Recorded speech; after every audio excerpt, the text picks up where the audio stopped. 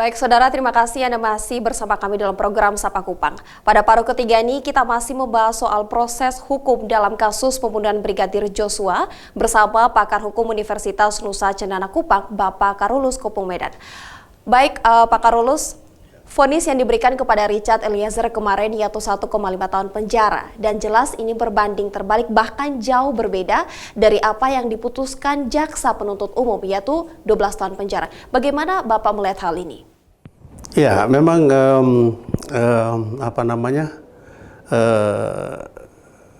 keyakinan konstruksi hukum dan keyakinan masing-masing aparat penegak hukum pasti berbeda-beda. Jaksa pasti akan juga bisa sama dan bisa juga berbeda seperti yang dalam kasus Richard Eliezer ini. Memang kita tidak bisa membanding-bandingkan kenapa kok hanya 1,5 tahun sementara jaksa menuntut 12 tahun. Ya, menurut saya hukuman yang relatif ringan untuk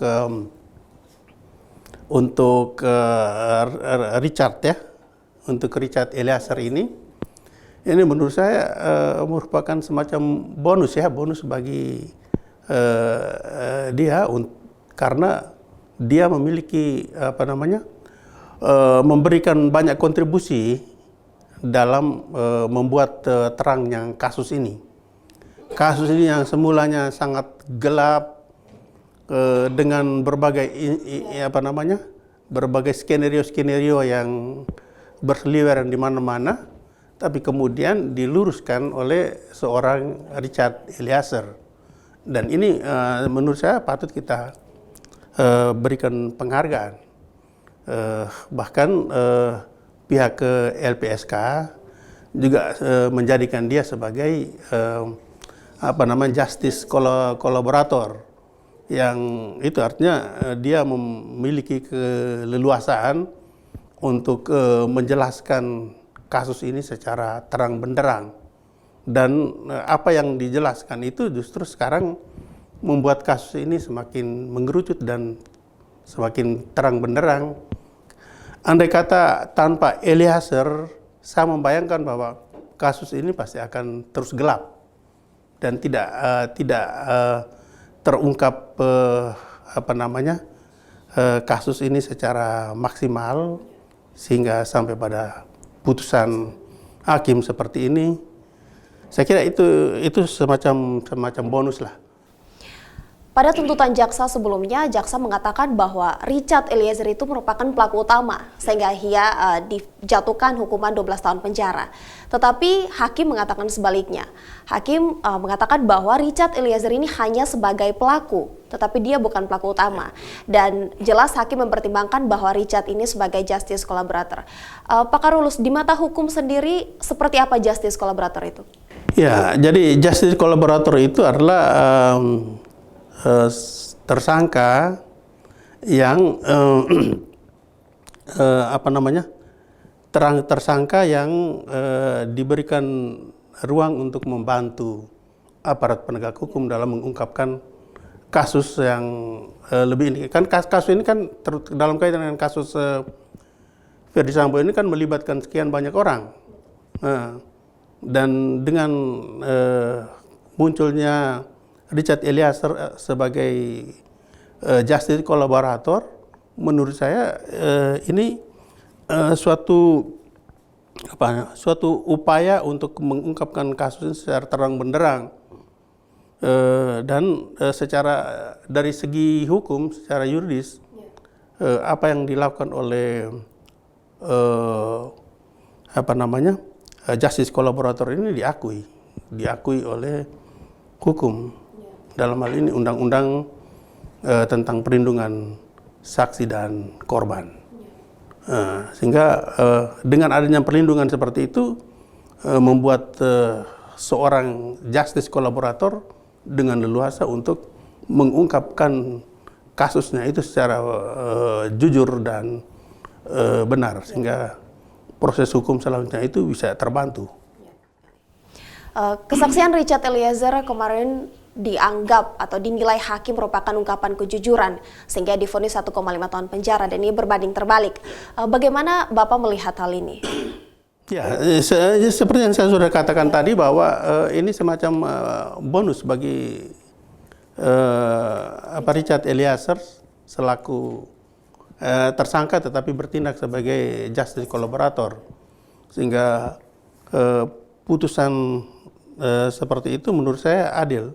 Bahkan kalau diputus bebas pun saya kira masih dimungkinkan. Ya. Begitu. Karena melihat keberanian dari seorang Richard Eliezer. Ya, keberanian itu yang kita patut acungkan jempol ya. Terlepas dari ada perlindungan-perlindungan yang memadai dari LPSK, tetapi apa yang dilakukan ini memiliki resiko yang cukup besar. Karena barisan-barisan Ferdy Sambo ini, anak buahnya itu kan juga masih sangat banyak yang tentunya ancaman terhadap nyawa seorang Richard Eliezer ini juga patut diwaspadai. Ya. Baik, Pak Carolus, dari kejadian ini kira-kira apa yang dapat kita petik atau kita pelajari untuk kedepannya, Pak? Ya, jadi proses ini mau menggambarkan kepada kita bahwa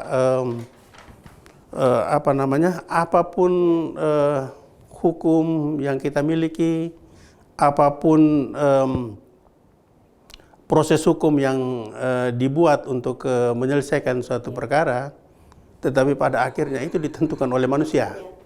Dalam hal ini aparat penegak hukum itu sendiri. Oleh karena itu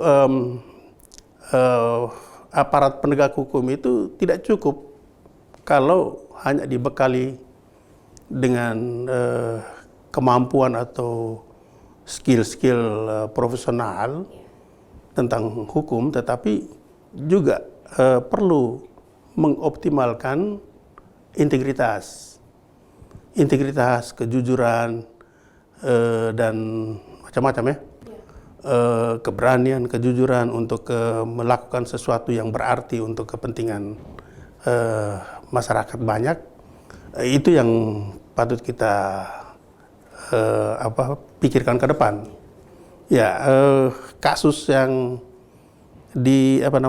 proses hukum yang dipertontonkan oleh aparat penegak hukum di tingkat Pengadilan Negeri Jakarta itu juga patut kita respon secara positif, karena apa yang dilakukan itu juga menantang badai yang besar. Bahkan kemarin pada saat Richard Eliezer diputus dengan hukuman yang begitu ringan, kemudian ada reaksi-reaksi dari aparat kepolisian tertentu yang memprotes itu. Nah, tapi saya kira bahwa resiko apapun harus dihadapi kalau kita ingin menunjukkan kejujuran dan meningkatkan rasa keadilan bagi masyarakat. Baik, Pak Carolus, terima kasih banyak Pak atas waktunya. Ya. Baik, saudara, usai sudah ulasan kami terkait dengan proses hukum dalam kasus pembunuhan Brigadir Joshua bersama narasumber Bapak Dr. Carolus Kopung Medan SH.M.Hum selaku pakar hukum Universitas Nusa Cendana Kupang. Semoga pembahasan tadi dapat menambah wawasan untuk kita semua terkait dengan proses hukum yang berkeadilan di Indonesia. Saya Valentiara bersama seluruh tim redaksi Kompas TV Kupang pamit undur diri, sampai jumpa.